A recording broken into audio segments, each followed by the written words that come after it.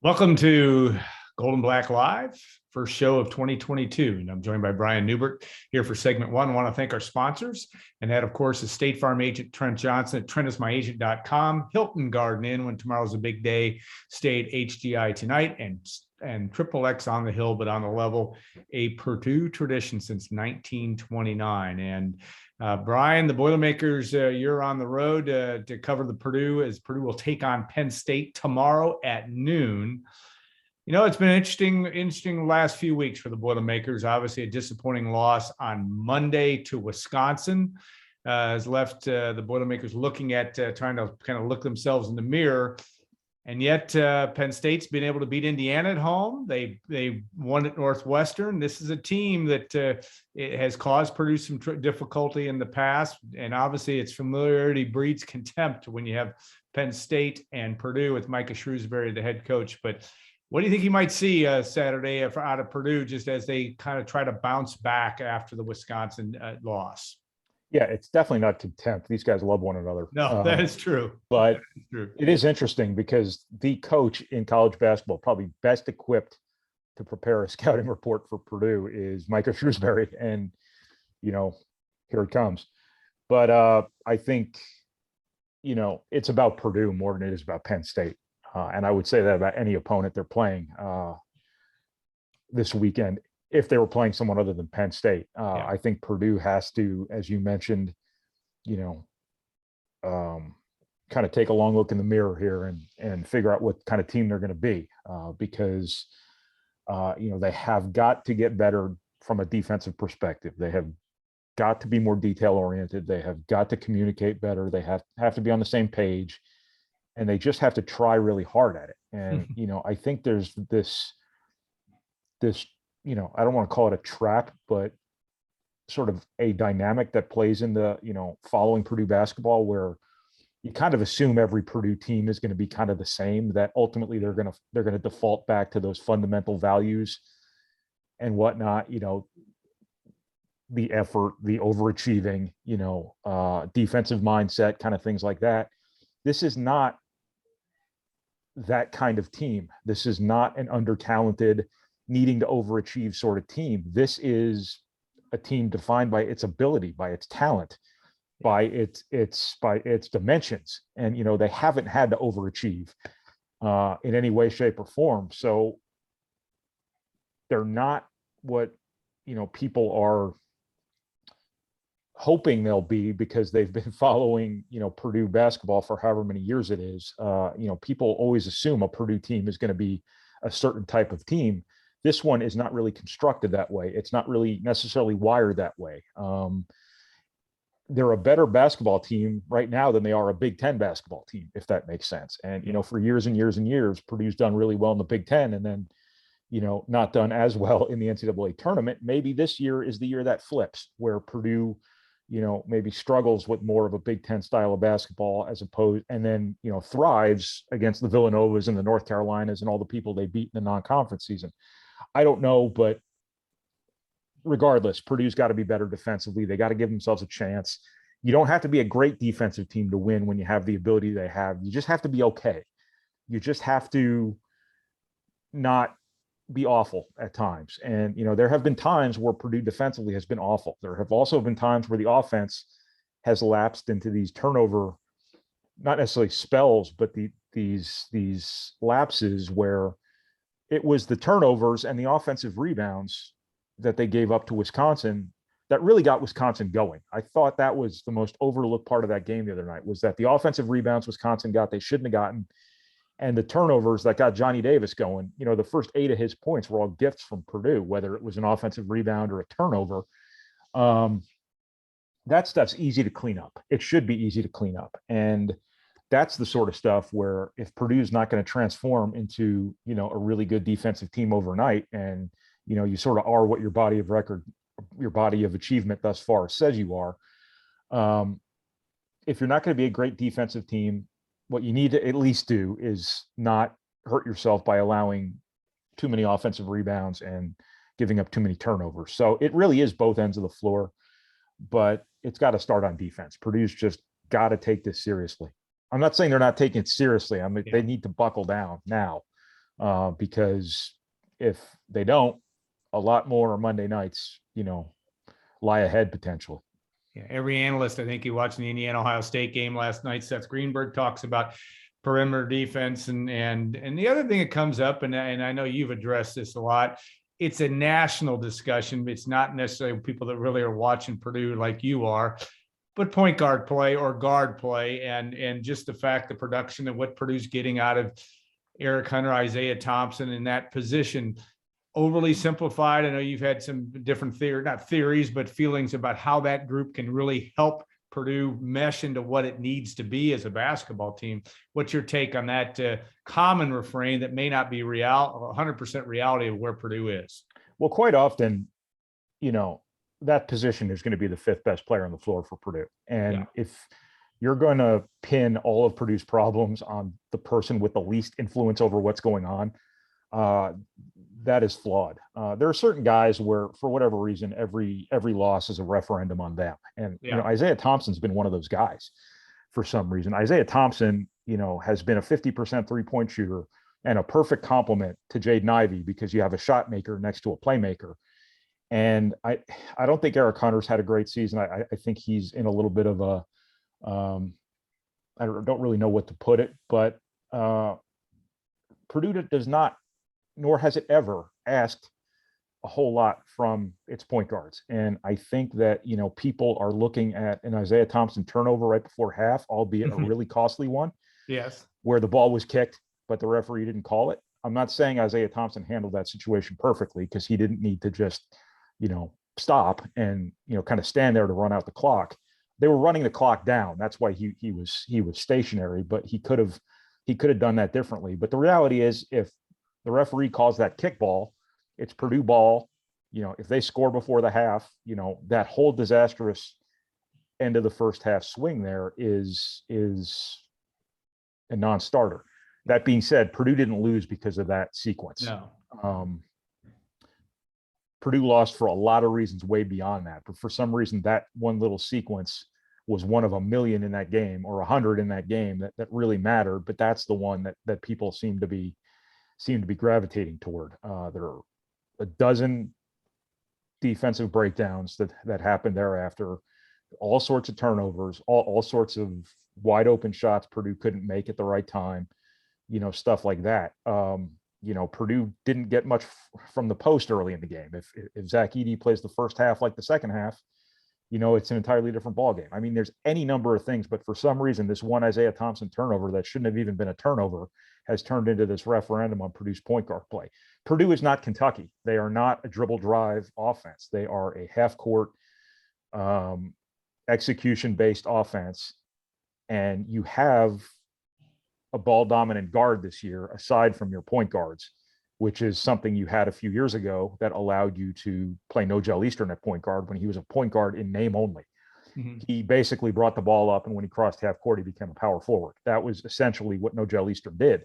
This year, you have these two guys in Isaiah Thompson, Eric Hunter, who are basically there to complement Jaden Ivey. I think Isaiah Thompson's shot making ability and his ability to guard the one, I think, are a good complement to Jaden Ivey's playmaking and his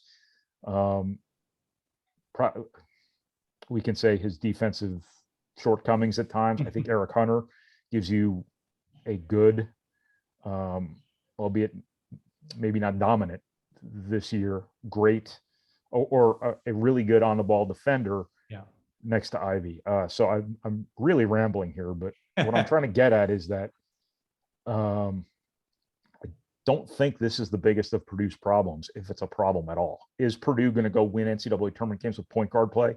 No. Anybody expecting Purdue to go to the NCAA tournament and win with point guard play was misguided from the very beginning. The world needs ditch diggers too. You can only have so many stars on the floor, and Purdue's bread and butter is Jaden Ivey and whichever center's on the floor. And that's what's going to win and lose games for Purdue from here on out. So focusing on what is probably Purdue's fifth most influential player on the floor at all times, fourth or fifth, however you want to perceive the four, is a red herring, if you ask me.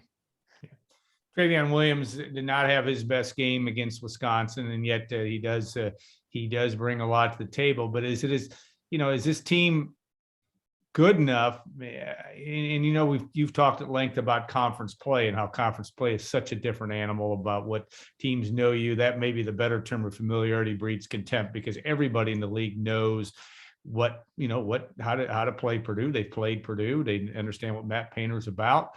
But is it a case where, it's just, Williams has got to play at the high level darn near every night? Is it, in fact, just shooting the basketball and you look good when you shoot the ball well, which Purdue did not do for much of the game against Wisconsin? Or is it just the fact that you're going to lose games this year? And sometimes this happens.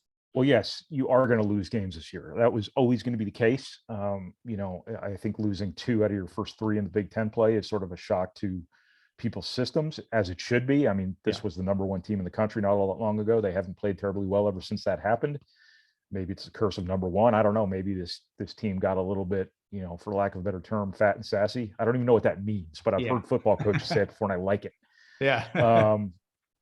I don't know. I've also wondered if maybe, Purdue rolling over people offensively to start this season didn't, kind of dull the edges a little bit from a defensive concentration perspective.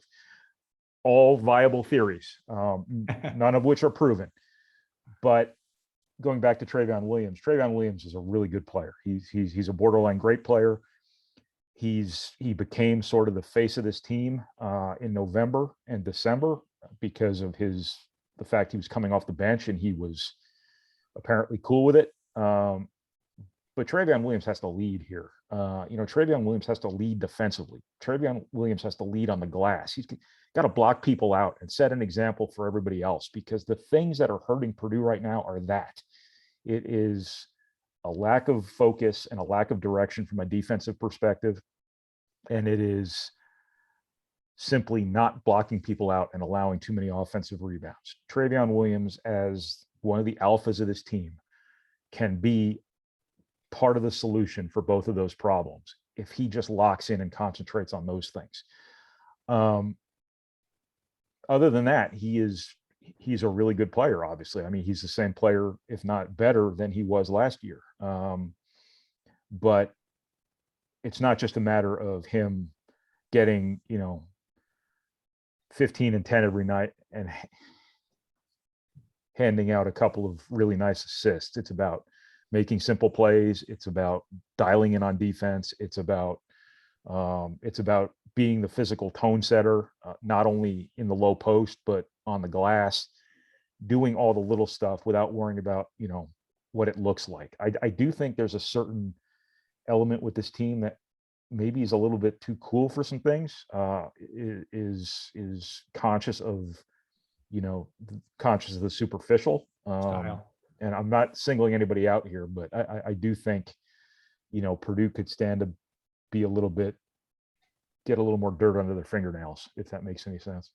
Yeah, it makes sense. And I think it's something that, again, that's that fine line of getting to the level that you need to be to win games and win tough games. And a couple of them have slipped away from Purdue that, may have been possible to certainly have been possible to win. Okay, we now in the next 13 days, you've got Penn State, you've got at Michigan, you come back, play Nebraska, then you go to Illinois, and then you have Indiana. What do we know in the next 2 weeks? And is it, not necessarily does Purdue have to win all those games, but what do you want to see out of Purdue in the next 2 weeks in terms? And again, 4 of those 5 games are on the road as well. What do you need to see in that period of time as Purdue tries to right the ship, or at least keep it moving in a direction where they look to be an elite level team in the 2022 season? Yeah, well, all the stuff I just talked about, I think they have to be more detail oriented, more focused, more prepared on defense. And that's not on the game plan. That's on the effort and the concentration executing the game plan. Once that stuff's in place, then you can judge the game plan. But it's just not. You can tell. You just watch the games, and you can tell that's not a group playing for one another. That's not a group that's communicating very well. You don't hear them talking all that much. You don't, You don't see an energy level from a defensive perspective. They got to get that first of all. Yeah. They got to get on the glass better. I shouldn't say get on the glass better. They got to get on other people trying to get on the glass better. They've got to get those loose balls. They've got to keep people from sneaking in front of them and get putbacks, because you're not a good enough defensive team to give your opponent freebies. And that's what Purdue's been doing here the last two games. It cost Purdue exponentially against Wisconsin. That's one of the biggest stories of this game that nobody is paying attention to, is the fact that all those second chance points Wisconsin got in the first half, those shouldn't have happened. All those points off turnovers, most of those shouldn't have happened. Now, you're always going to have turnovers, and some of them are going to lead to baskets, but some of that stuff was just easily correctable stuff, and it got Johnny Davis going. You know, if a great scorer doesn't see the ball go through the basket a couple of times just on breakaways, you know, he might not go on to have the sort of game he ended up having. You just don't know how the butterfly effect there is gonna take hold. So Purdue's got to dial in on those two things, but more than anything, they just need to be a bunch of guys on the floor defensively thinking outside of themselves. And I know you can't think outside yourself until you've got your own stuff handled, and that's been a challenge unto itself. But this doesn't look like Wisconsin did. This doesn't look like a team that knows exactly what it's doing and is doing everything with a purpose. It doesn't look like a team that's helping one another real time. It just doesn't look like the sort of defensive team Purdue has to be to have the sort of season it wants to have. Now, all of this being said, this is a very important point I'm going to make here, is that we're talking about Purdue like this is fire and brimstone. Like this team will never win a game ever again, and it hasn't won a game all year. But this is the rarefied air of being, is that the right word? Rarefied? Yeah. It's a Michael Jordan term. Yeah. This is the thin air. Yeah. There we go. Of being number one in the country prior. This is, you know, this is what you get when you're competing to be a number one seed, is that your problems take on outsized focus here, because all the big stuff is in place. I mean, Purdue's got everything going for it here from an offensive perspective. They've got more talent probably than any Purdue team I can remember. They've got guys who fill in gaps really well. They just have to be better. And that sounds like coach speak, and that's what Matt Painter says, but he's right. It's that they just got to be better. They don't have to reinvent the wheel. They don't have to move Ethan Morton to center, or they don't have to move this guy to this position, or they don't have to bench this guy or that guy. They just have to be better. Now, some of those guys have to be better. Yes, they have to be part of the solution. But if Purdue just learns from Wisconsin and understands why they got beat and understands what it's going to take to not have that sort of thing happen again, they're going to be fine. If they just let it keep happening, then they're not going to be fine. And it's going to turn out that they weren't the team everybody thought they were anyway, because they didn't have that very important piece of the puzzle in place. Yeah, that's going to be the storyline we'll be watching, and we'll be watching and reading Brian's coverage from State College tomorrow as the Purdue takes on Penn State, a noon tip at the Bryce Jordan Center as Purdue takes on Penn State. All right, segment 2, Jackson Anthrop will join Tom Diener and myself. And then segment 3, Tim Newton will join us as well. We'll break down, kind of talk a little bit of football here, break down the end of the 2021 season and what a finish it was for Purdue. So stay tuned. We'll be back in a couple minutes for more of Gold and Black Live.